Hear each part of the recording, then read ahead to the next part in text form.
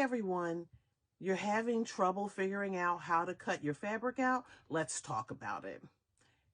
There are 3 different ways that you can cut your fabric when you are especially quilting, but for any project.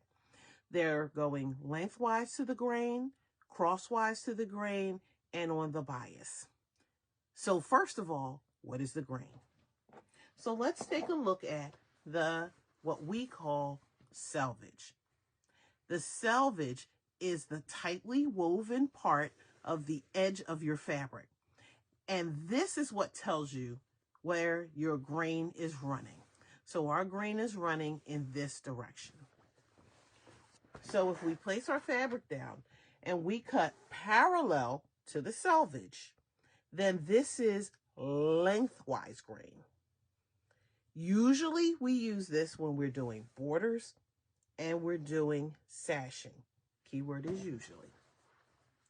If we turn the fabric this way, which is the way that most quilters use it, from selvage to selvage, then this is called the crosswise grain. It's a little more stretchier, and most quilters use this when we are cutting out our quilting pieces. So you're buying yardage, you're usually cutting it this way. Again, usually.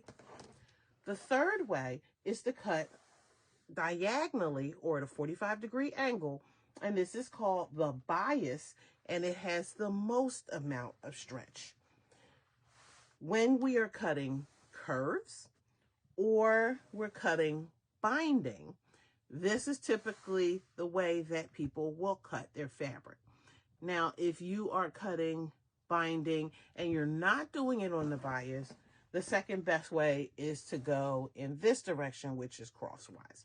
So it just depends on what you're doing. There are some exceptions to the rule. If you buy, let's say, for example, fat quarters are half of your yard, and then we cut in half this way along the crosswise to create the fat quarter.